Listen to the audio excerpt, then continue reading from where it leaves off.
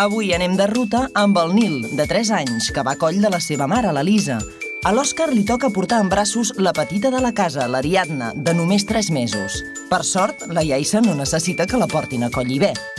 Comencem visitant el monestir de Sant Cugat amb el seu director. Benvinguts. Hola, què tal? Bon dia. Soc en Lluís. Anem a veure el museu del monestir i potser allà trobarem alguna sorpresa, ja veurem. Què expliquem?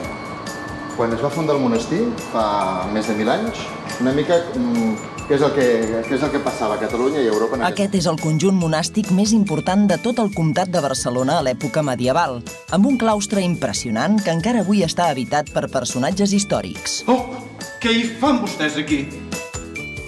Germà Almoiner, feu el favor d'anar a buscar l'abat. He de parlar amb ell. Els hi podríeu explicar alguna cosa dels vostres meravellosos capitells? Els capitells.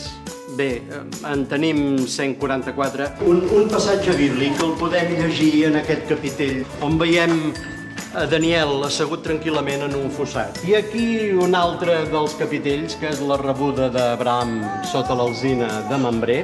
I si caminem una mica més... Si caminem una mica, anem directament al centre de Sant Cugat, on trobem una llibreria pensada per a gent menuda. Hola. Benvinguts a la llibreria Pati de Llibres.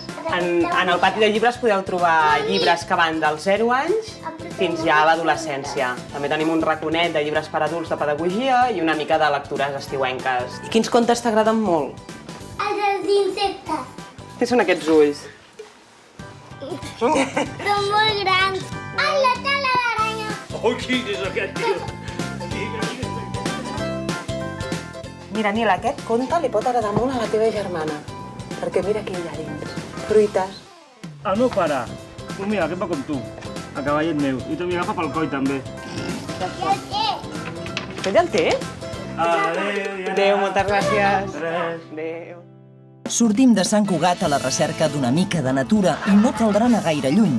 Al parc de Collserola, dins del municipi de Cerdanyola del Vallès, ens hi espera el centre Natupark, que combina diversió i aventura. També hi ha ponts i tirolines, però avui no hem passat de la piscina. Mama! Un tauró! A la família Blanco els agrada estar en remull i una tarda de capbussades és la millor manera per acomiadar el dia.